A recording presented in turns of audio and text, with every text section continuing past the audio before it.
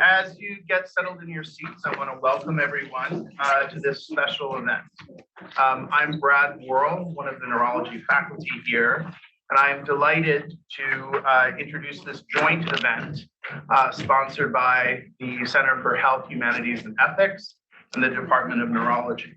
This is a combined medical center hour and neurology grand rounds. And we in the department are really excited by this collaboration. I also want to offer a special welcome to our residency applicants who are visiting us from across the country today. So welcome. I'm now going to introduce Dr. Donna Chen, who will introduce our speaker. Donna is a professor in the UVA Center for Health, Humanities, and Ethics, the Department of Public Health Sciences, and the Department of Psychiatry. As that list suggests, she wears many hats here at UVA. The program today is one of the first offerings from the new Fusion Lab of the UVA Center for Health, Humanities, and Ethics that Dr. Chen is spearheading along with other various stakeholders. The Fusion Lab's aim is to bring together practicing artists, clinicians, community partners, scholars, and scientists to collaborate on collaborative efforts to foster health and well-being in our community and build knowledge in these same domains. With that, I will turn it over to Dr. Chen. Thank you, Dr. Worrell. Hello, everybody, and welcome again to our special partnered presentation. As you said, I'm Donna Chen with the Center for Health, Humanities, and Ethics. We're delighted to see so many of you joining us today, virtually and here in person, to learn from photographer and educator Torrance York and her project, Semaphore. A brief word about the structure for today's program. This entire room is mic'd. So if you have any side conversations, they will be recorded and projected onto Zoom for millions of people to see. Fair warning. All of our speakers have completed conflict of interest statements and have no disclosures.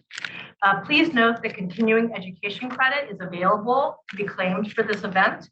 The information for that is at the bottom of the announcement that you saw to come here or to get onto Facebook. It's also on the Medical Center website and the Neurology Grand Rounds website. When the time comes for Q&A, we will be sitting up front. Please raise your hand. We don't need to bring you a mic because you will be mic'd.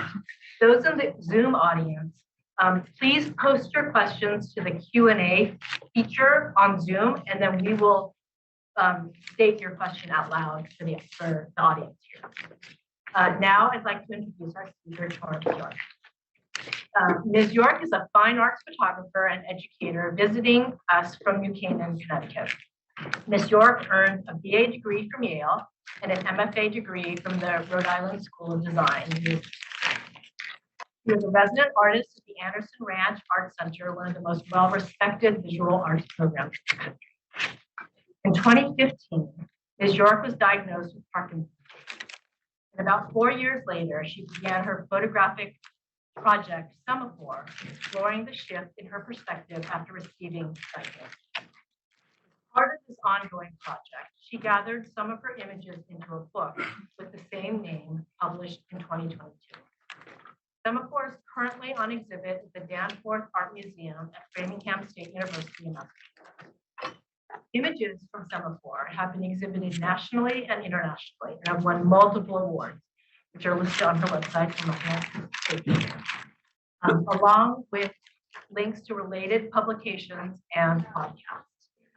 Semaphore was named a favorite book of 2022 by the online photography magazine, What Will You Remember? In her artist statement about Semaphore, Ms. York says, quote, "In Semaphore, I examined the shift in my perspective after having been diagnosed 8 years ago with Parkinson. Through images, I consider what it means to integrate this life-altering information into my sense of self.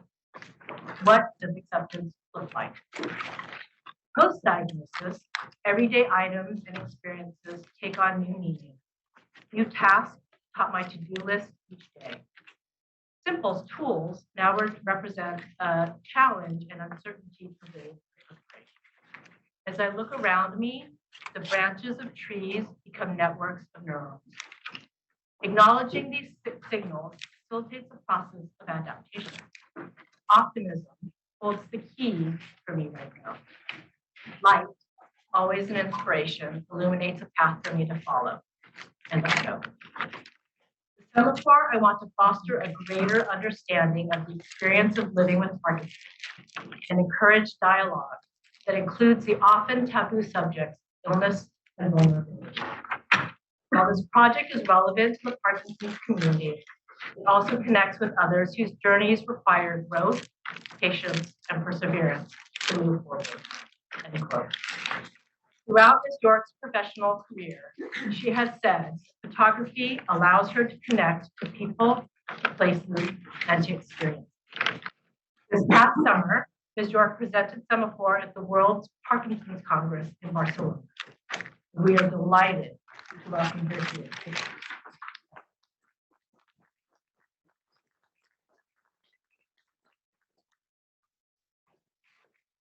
This moment is finally here. It's so fun planning it. Thank you, Donna. Thank you, Brad. I guess I did want to start with thanking the organization and several partners that brought me here today. Brad Morrow, Dr. Donna Chen, and then the UVA Center for Health, Humanities, and Ethics, the UVA Department of Neurology, in particular the Division of Parkinson's Disease and Movement Disorders, and then also the Bridge Progressive Arts Initiative and the Center at Belvedere. I'm speaking at the Center at Belvedere tomorrow at 11 o'clock for anyone who wants a second view of this version of this talk. But, anyway. So it's very special for me to be here. I'm excited to share this work. I do not get the opportunity to talk to doctors that often, except when I go to see them for my problems or concerns. So I look forward to any questions that you might have and learning from you all. One reason it's really special for me to be in this particular venue is because my father, who died when I was 6, was an undergraduate at UVA and also went to medical school, and I think he graduated in 1963. So my plan is first to talk about the Semaphore project and making it into a book, and then to share how the work itself has been an example of art impacting my life. And then a question that I have been on a quest to answer ever since probably a couple months into this project was, to what extent can I explain the slow rate of progression of my Parkinson's symptoms to the value of my creative practice?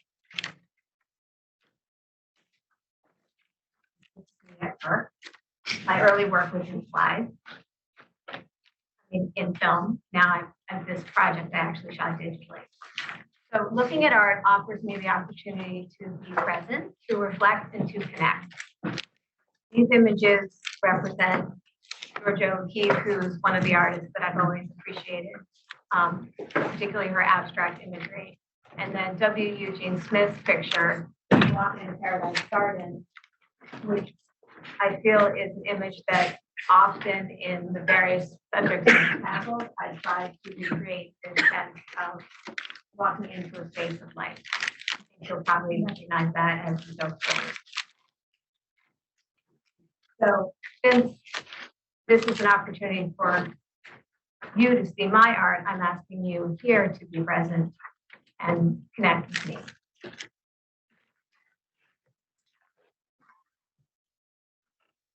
So through making this work and ultimately this book, I spent a great deal of time thinking about my process and considering why and what I have found valuable. Previously, I recognized the rewards of connecting with various subjects. I'm just going to share a little bit of my earlier project. One project I made in 1994 was looking at how memory and pictures connect.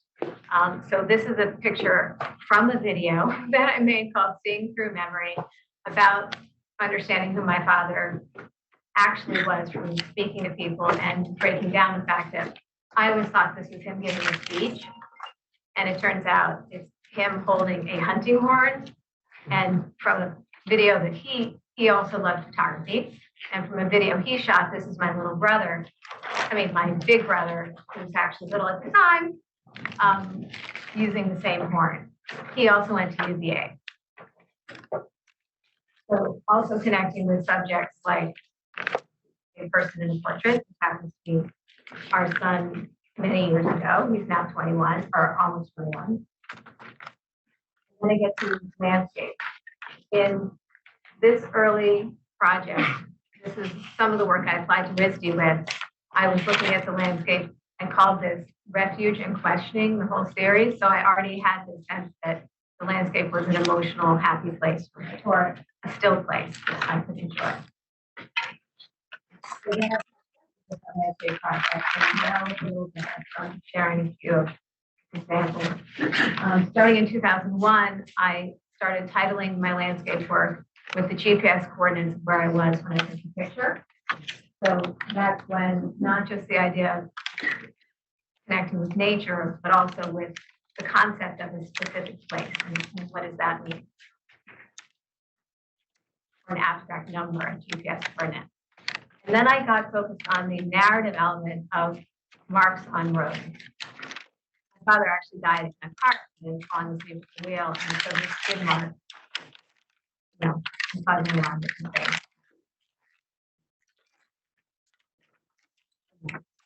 So here's one of my pictures that resembles W. Eugene Smith's Walk the Park in the Garden. This is the more recent landscape work. I think it's from 2019 or 17. And here is an example of my Common Ground series I shot in public parks. So in this case, this is a public park in my community. So I feel that I, through this work, connect both with nature and with me. Back to Semaphore.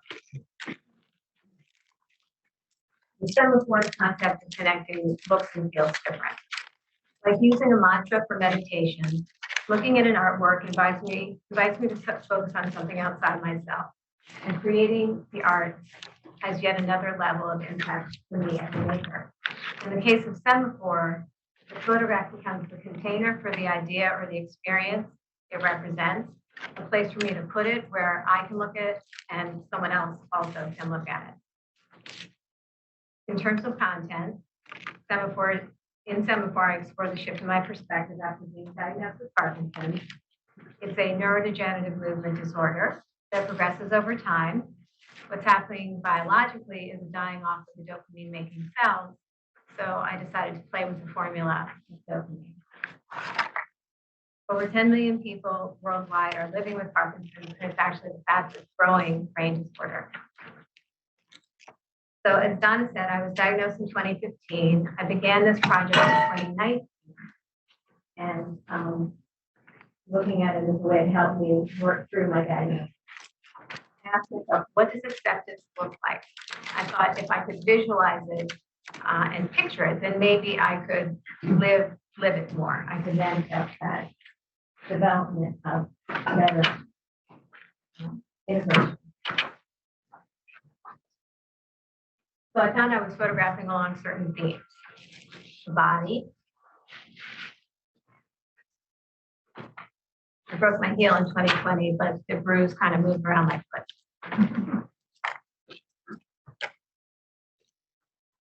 Nature.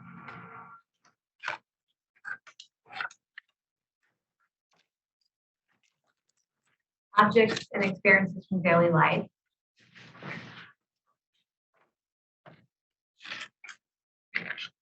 Toys. Little plastic jam on top of the keyboard.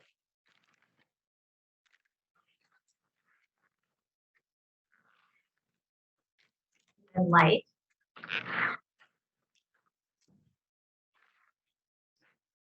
And I combine these images with medical images. This is one way that I was allowed to view my MRI showing I did not have a brain tumor, therefore somewhat confirming that I had Parkinson's. Apparently the colors don't actually mean anything, but I thought it was more beautiful way of looking at it. This shows my bulging disc. I also combined it with phrases. There's 6 phrases in the book, and there's just 3 right here. Isn't my DNA? Balance itself is a goal. And I turn towards the sun. While the work is sourced from my specific experience with Parkinson's, I believe it speaks more broadly to facing other types of life challenges. The project started in a workshop I was taking with Sandy Haber-Feifeld about finding your vision. We were asked in this assignment to contribute 2 adjectives to describe ourselves, and then she mixed those up, and I got the 2 adjectives that I was told to picture were nurturing and optimistic. So I was playing with this tube of paper, really, because I first wanted to know how many inches of paper I had left on the roll. But I shot it with my iPhone, and then I said, okay, now I remember that image. I said, let me play with this as like looking for the light at the end of the tunnel. And then I started playing with the light table and this black cloth, and it just turned into this picture, which I see as sort of, you can determine whether you want to see things positively or negatively.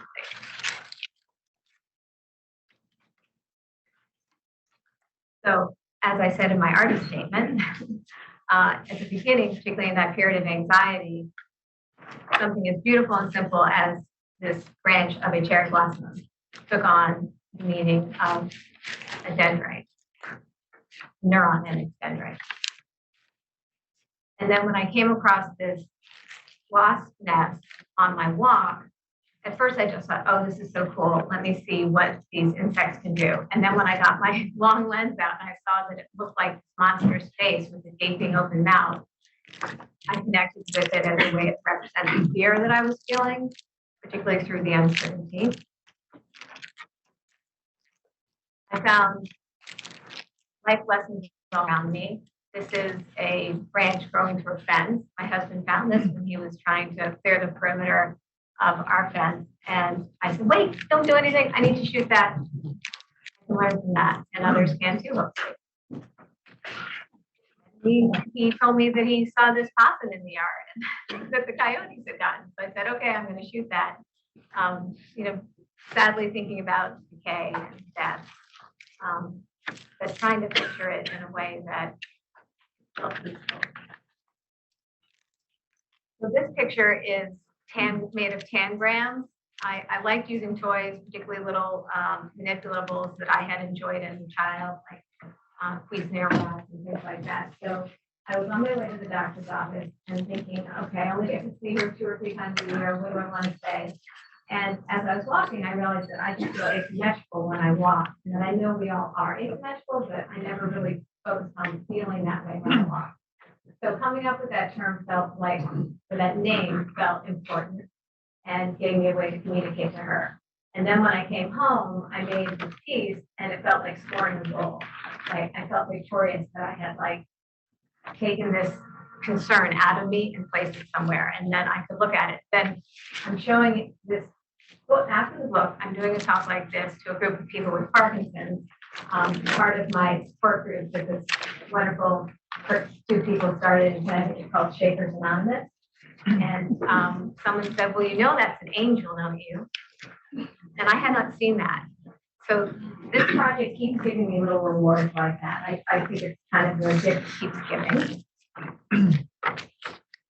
So this audience probably knows a lot about the symptoms of Parkinson's, but I wanted to share some of them that particularly I also have experience with. So I don't have much of a tremor at rest, just when I'm exhausted.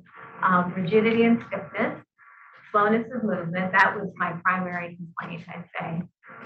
Difficulty with fine motor dexterity, difficulty with balance and walking, and loss of postural reflexes. So feeling sort of stable and upright isn't always the case. And then non-motor symptoms of anxiety and depression. So I was learning a lot about brain health through my support group, through my curiosity, through popular culture. And I decided to picture some of my aspirations for taking better care of myself. So I knew that I needed to relax more and deep breath. So there's both that. I started meditating. I took a TM class, transcendental meditation class. I found really helpful. Looking at the represents nurturing. This picture is one that I think of as optimistic for life, but also it's the steam from making tea, and tea time is one of my favorite times of day, and it usually happens at least twice. So learning about neuroplasticity, I wanted to show the importance of that by growing something new. So I decided to do that kindergarten experiment where you put like a lima bean in a cup with cotton balls and water, and it sprouted. Then I placed it in the bowl. I know you've seen this picture, but it took on new meaning for me. I photographed the bowl several times empty. And then when I put the sprouted bean in there, it took this form. To me, it looks like someone in a lunge holding a rock. So then it became my this picture. So again, things kind of take on their own life in a way as I work with them in this project. So that brings me to my title. I titled the book Semaphore because Semaphore is a way of communicating like Morse code, but with either light or flags. And in the 19th century, ships would communicate to each other or ship shore. So for me, I feel my imagery is a way for me to communicate out, to signal out, but also, as I mentioned, I would things around me that I felt were teaching me and showing me something. So that signals in, and then finally, dopamine is a neurotransmitter, so that's about signaling to the body, and that's having difficulty. This book, written by David Bales and Ted Orland, is called Art and Fear: Observations on the Perils and Rewards of Art Making, and it's the epigraph in the book. And I went back to this book because David Bales actually has Parkinson's and had DBS surgery about 2 years ago. So I said, before someone connected me, let me reread the book. And I found this at the end, and it very well describes the process of making the work, learning what I'm noticing from the work, that teaches me about myself, and then investing that knowledge in the next step.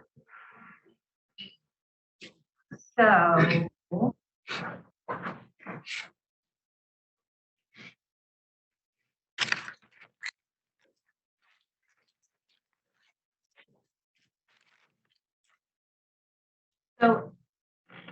I feel like the book is almost like a sentence or a paragraph of images as words, that each image sort of takes on it's a new vocabulary for me making this.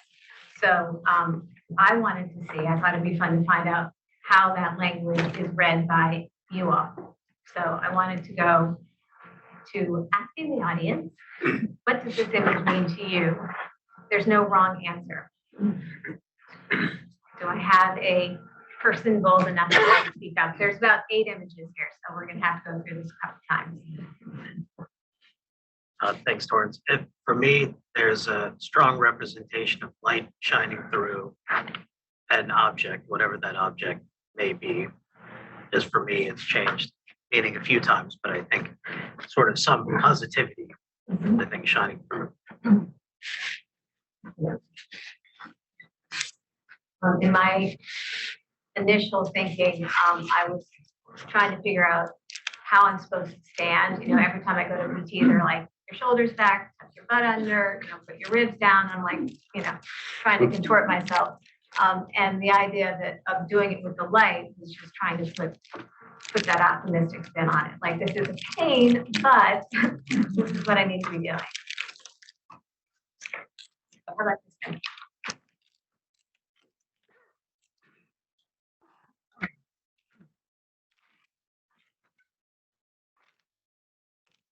The papers. I'll call in my friend Nancy.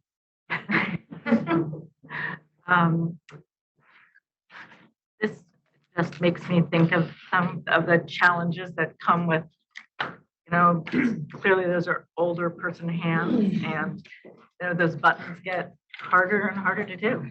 I didn't know I was an older person now. They are. They are. They are? Yeah, You need green. I know. I put it on the floor. Okay, this is a fun one to me. Who wants to take this one on?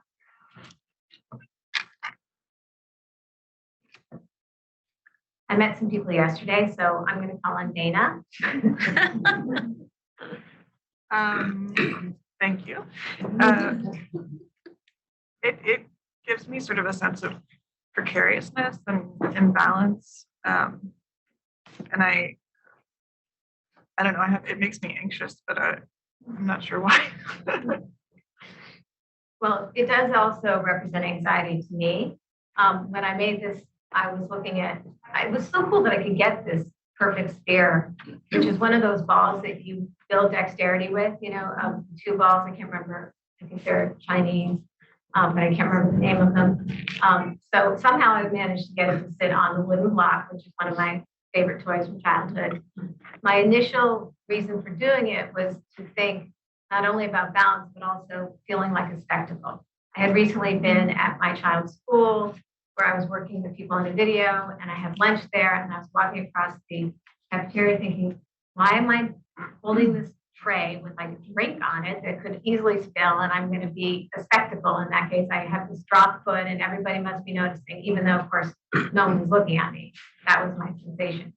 So once again, I'm showing this, and I asked someone in the audience what they think, and they said, well, I see this face that's taunting me. And I hadn't seen that originally, but those are like my flash and the lights in my ceiling and the light table that the block is on. Right. Yeah. It's so funny. My impression is exactly the opposite. I find this very serene. Hmm. Me too. When I first looked at it, I thought it was almost floating. Mhm. It had like a lightness to it. Well, another thing for photographers that's really fun is that the background is actually just a white card. But because the light is falling off, it's appearing as close to neon gray. So I do find that fall off part and that softness to be that light. Love, exactly. Our Australian shepherd who always understands me. This one is also one of my favorite images. Anybody want to tell me their thoughts?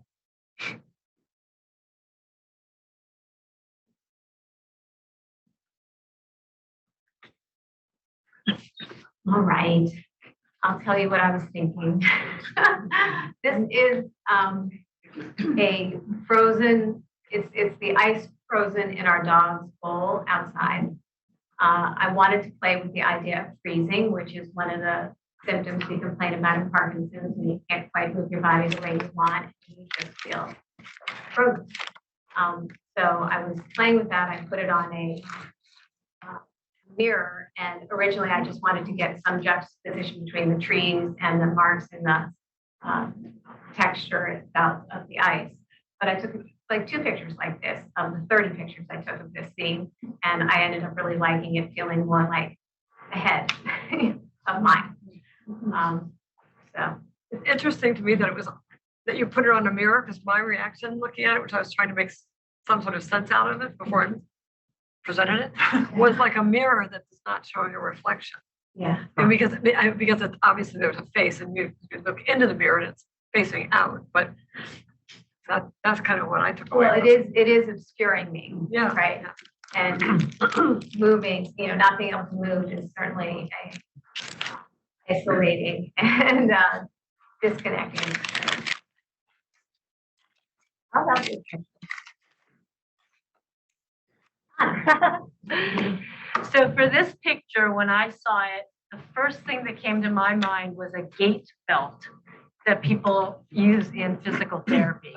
And I did not at all see that it was a masking tape. And for me, after I had my stroke, gait belts were so optimistic because it meant I could get out of the wheelchair and actually walk with someone holding me rather than being in a wheelchair. And so that was my first and only interpretation of this image until nobody else could say, no one else saw a gait belt in her images. So the truth of the matter is it's a tape measure. And I was 54 when I took the picture, which happens to just be randomly the one number you can really read and focus. But it's the sense of measuring every day you're taking stock. Unfortunately, in movement disorder, it's hard to forget about because you move all the time. So that taking stock and it can also measure progress, but for me, it started with measuring my different biceps when I had frozen shoulder for a long time that I didn't take care of. And then it became so weak there. And then I was like, oh, my calf is also having that problem. It's my Parkinson's on the left side. So, okay. I think there's just 2 more pictures here so, for the questioning you all. Anybody want to take this one on?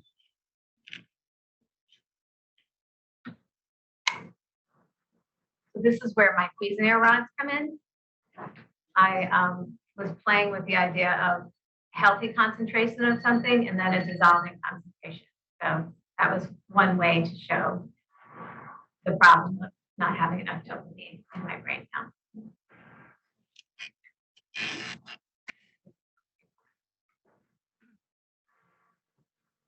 They're really quiet. Well, this is uncertainty. Fog, right? So like you don't know where the horizon line is. It is uncertain. So if there's a possibility of looking at it as peace. And I was very stressed out by having to take a rectangular picture for the end pages on either side of the book because you can see that my imagery, I like to shoot square. And they just ended up taking this and, cropping it. And to me, that ended up being the perfect beginning and end. This idea of sort of the collective consciousness and the water setting the scene for exploring. It looks like infinity to me. Infinity and beyond. And this is one of my oldest friends. So again, the idea of connecting being so therapeutic and important. So I made this book.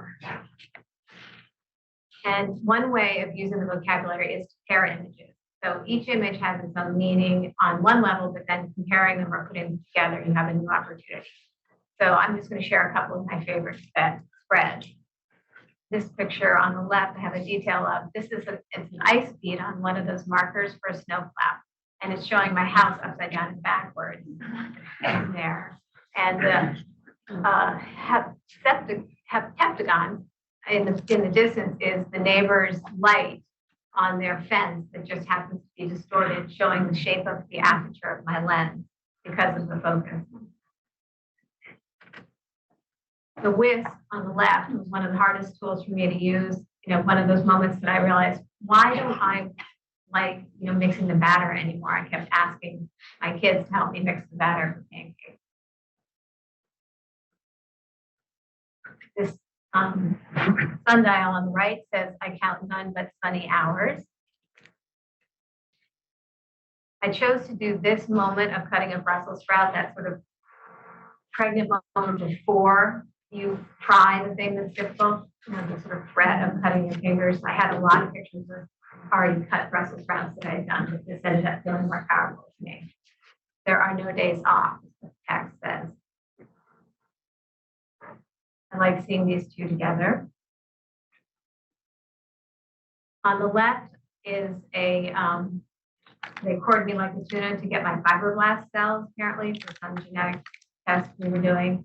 And of course it bled and Band-Aid got saturated, and then I took it off and I thought, oh, that's kind of interesting. Let me take a picture of that. And this on the right is a canopy bed. And to me, it represents that idea of just the nuance between two things, like is a certain experience Parkinson's or aging?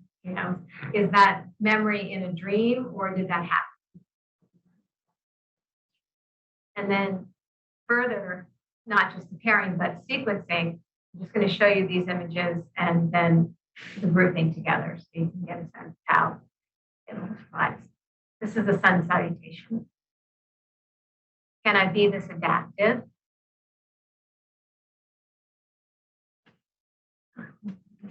kind of changes when you see it together with the falling.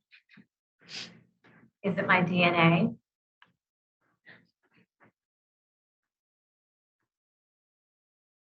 See the fruit there. I just have one more of those. I turn towards the sun.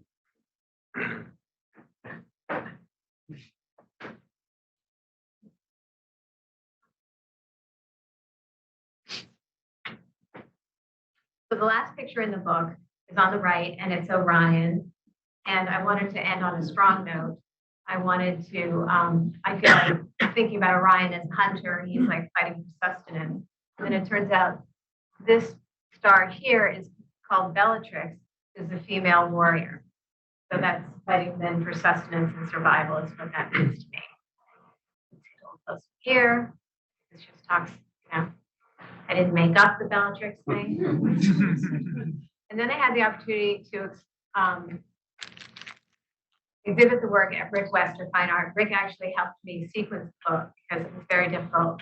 It's hundreds of images that I had to come down to only 67 favorites. So just what it looks like on the wall there. And then the current show at the Danforth, we took a different approach. I call it like hanging it like a mind map where there's a center image and then the other piece is coming off. It's so fun for me to be in this space, surrounded by my work. And it's up for 4 months, so I have lots of time to do that. Okay. So you might think that publishing a book about such a personal experience would be disarming, but the opposite is what I have found to be true. I felt better able to manage and stronger since making the work. There are many studies I then discovered that connect Parkinson's and creativity.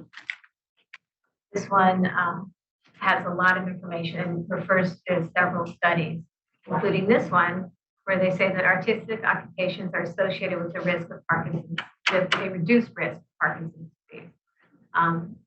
Didn't matter, they said, if you did it while you were younger, but as you're older, that seems to be an important, has an important impact on whether you got Parkinson's. Then this one about silver linings, they found that 82% of people in the small group that they questioned who had Parkinson's could easily come up with silver linings. And that's what I find to be true in the people that self-select to be in the online Parkinson's group that I'm in, as well as in Shakers Anonymous.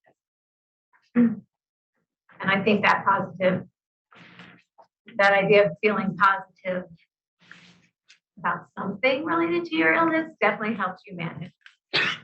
So then books about popular culture, in the popular culture by these thought leaders continue to reinforce the idea of being creative, impacting your physical health, including your brain health.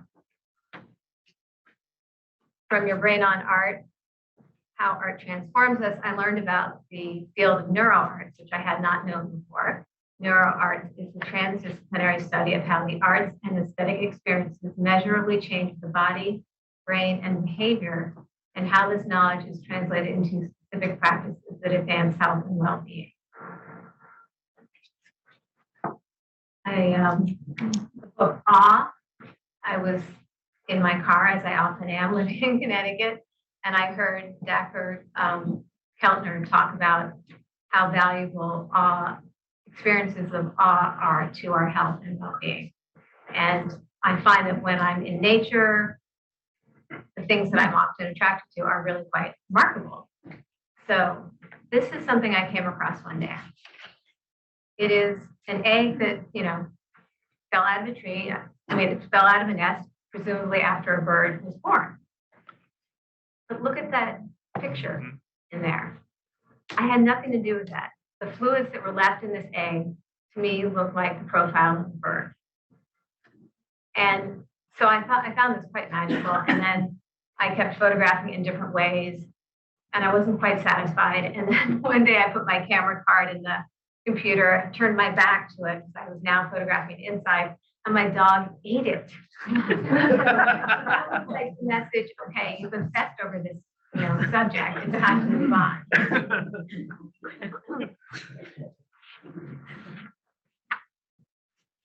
So to summarize, my life changed when I learned I had Parkinson's.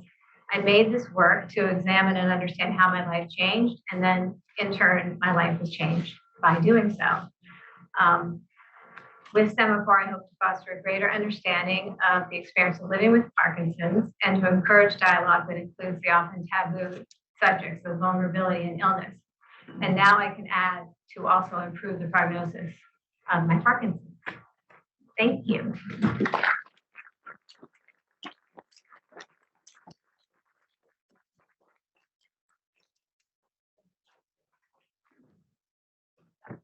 Here's the book. It's this size, not very large. It's large.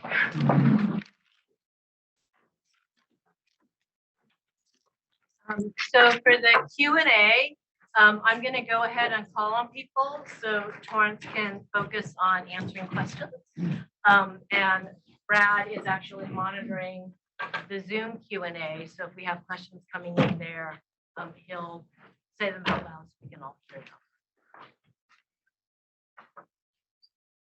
I didn't have a chance to ask yesterday, but as a Parkinson's neurologist, a lot of times patients will bring artwork, poetry, other things like that. And at the moment, it can seem a little bit, it's appreciated. At the same time, it's like, all right, I have 3 patients waiting, whatever the case may be. But I find it's really a profound change to the day that sort of helps, again, kind of recenter what we're trying to achieve in sort of this kind of dual relationship.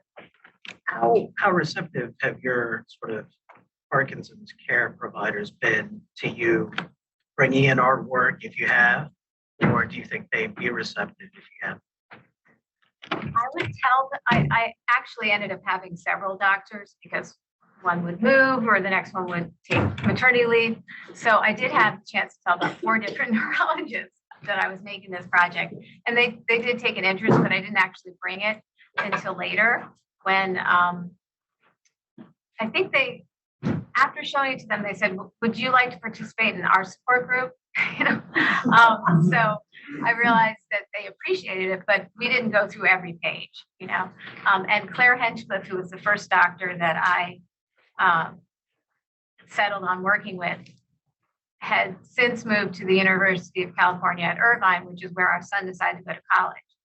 So when I when I dropped him off, I just Googled her and there was an email. And next thing I know, we're over at her house and I'm showing her the book and she was just thrilled to see what I'd come up with from this exploration. So I feel like it's been appreciated, but it is too long to have a long conversation about.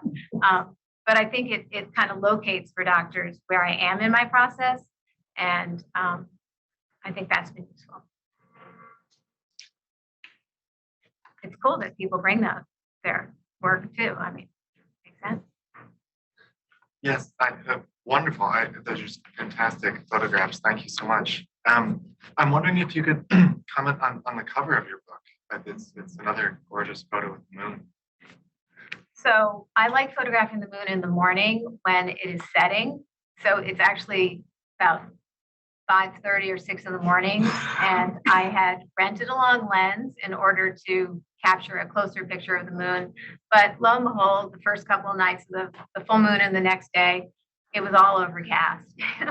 So I got this picture and I'm shooting it through this tree in the front of our driveway. So to me, the moon itself is kind of about the passage of time and the cycles of life. And then it's also a light that I'm looking at through something that's obscuring it. So those are kind of the 2 reasons that I shot that image.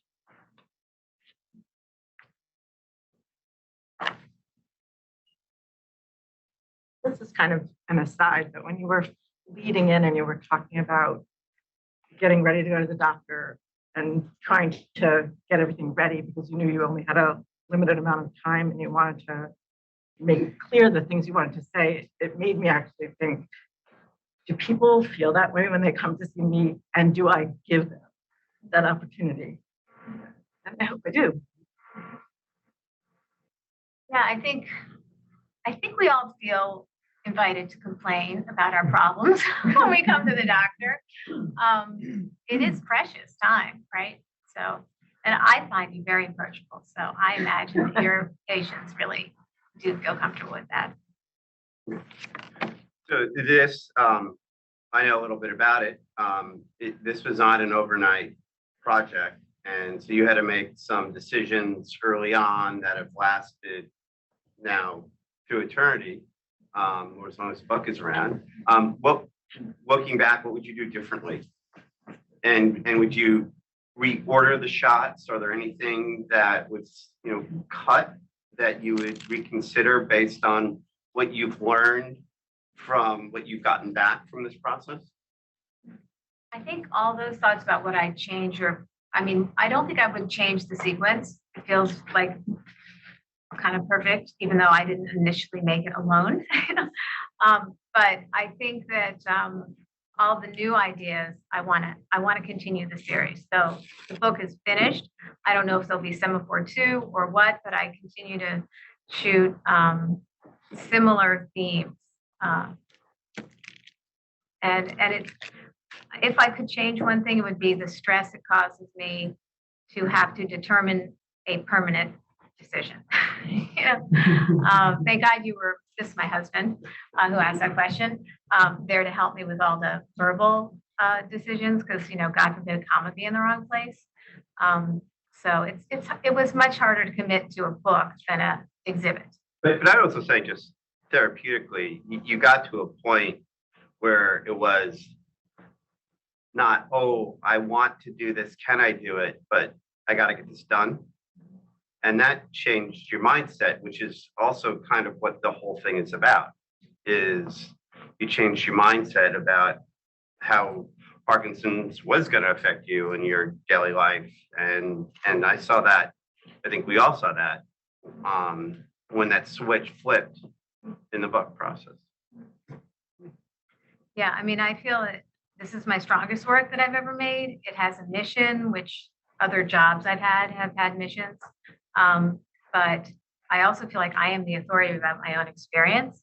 So I have a little more confidence talking about it than maybe some of the other more abstract. So I'll take the opportunity to ask a question. One of the things that came up at several points in both what Donna said, introducing you, and then what you said, is the desire to engage and interact, but also the notion of vulnerability, of exposing yourself. And as you sit here in front of, including people online, over 100 people who are largely strangers to you, how do you reconcile that experience of vulnerability with what you get out of this? So generally when making art, if you don't put something meaningful into it, it doesn't resonate. So what I discovered in doing this project is that I needed my vulnerability. I needed to explore that in order to invest it in the work. And I feel that I did, and it's been so rewarding. So whereas I'm the kind of person previously who I never wanted people to watch me learn something. I was a gymnast as a child. That's all about, trying to get the perfect 10 or something. I can't play tennis, so I don't play tennis. I say sorry all the time if I do play tennis, if I'm hitting it everywhere. So from a person who hated to share my vulnerability previously, it felt too naked and I was kind of ashamed of feeling vulnerable. Now I feel like I need to explore the vulnerability, and it's the point of departure, and it's what makes the work resonate and be valuable. So I have changed my view on that distinctly. Thank you for that question. And there's an online question. So Colin Weil asks, I would imagine that before and after doctor's appointments, bringing feelings of anxiety and hopefully some relief as you take stock of the progress of the disease. Do you notice such feelings impact what you notice, what you photograph, how you photograph? Do you think he means how that anxiety changes things around the visit? Maybe, I think he's asking before and after, do you feel that there's a difference in how you are looking at things? Well, recently I started being a part of studies. So now I feel like a petri dish. And I had to then decipher, is this reaction I'm having here, is that dyskinesia? I didn't think I had dyskinesia yet, So in some ways, those appointments, they alarm me a little bit. But usually when I see the doctor, it is affirming that I'm slowly progressing. So that's good news. And I started taking levodopa carbidopa in the summer of 2022. And that really changed, like, your ability to see that I have Parkinson's I don't present as much of my symptoms. So that really took me back in terms of my alarmedness. And I appreciate the doctor's opinions on tweaking that and stuff. So I do feel relief at that point. But I took the question to go one step further, which was, since then, how is the way you shoot or the subject matter that resonates with you, has that changed? Like, do you find yourself looking for things, or being more attracted to vulnerability, for example? You've always been attracted to light, so that hasn't changed at all, although it's more hallowed light now than ever before. I don't think it's consistent. I mean, each doctor's appointment, it's hard to say that specifically, but I do see shifts as my symptoms change or as my experience to my medication. So I'm going to take prerogative to ask the last question. I'm curious about the name Semaphore. How did that come about as kind of encapsulating what this means to you? So I was in my car again, listening to a book on tape. I was listening to A Handmaid's Tale. I had never read it, but my son was reading it in school. So I thought, well, this would be a good way to talk to him. Let me listen to it. So at one point, Margaret Atwood said that Semaphore, the bodies were hanging on the wall like a semaphore. And that was a very ominous image, that these people who had tried to escape the community were then dead and hanging as an example. And it's a signal not to mimic them. So that embodied that sense of horror, really, which I connected to in terms of fear, but also of power, the power of the signal. So that brought me to how I felt. Like I mentioned in the talk, I was signaling and I was receiving signals. And but that the word, while I didn't know it, and I had to look it up, which is kind of a challenge then for an audience to want to buy a book that's called something that isn't a common word. I ended up feeling like that too was an appropriate challenge, because I want people to understand something new from looking at it. So Donna does not get to do the last. There's one more on the chat. Based on your experience with this photography, do you have thoughts on how your art and other arts might be more fully integrated into the healthcare you and all of us receive? Well, I think there should be galleries in hospitals, and there are many. But I think, the opportunity to put work on the wall that the community of people who are patients and who are doctors can enjoy together is one opportunity. And I think that now, particularly, that there is a understanding through neuro arts and through the many studies out there, how beneficial it is even physiologically to look at art, even as well as to make art. And they're talking not just visual, music, poetry, etc. I think that's something you can encourage doctors can encourage patients to do as a way of connecting with themselves, but connecting with the sort of creative force. I mean, being in the flow of this was amazing. You can feel that same way when you're just coloring. So I think I would encourage that as an opportunity. Great. Thank you for that last question. And thank you all for attending and participating today in our conversation. Special thanks to Torrance for guiding us.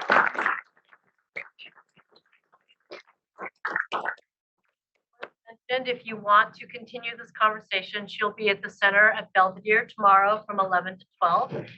Books will also be available there to look through, and if you want to purchase, and Torrance will be available at noon to do book signing. New Dominion Books also has some signed copies of Semaphore for sale. Some last housekeeping words. This is our final medical center hour for the fall semester. We have a great schedule planned for next semester, so stay tuned for our announcements. And neurology grand rounds will continue on its regular schedule next week. Thank you very much.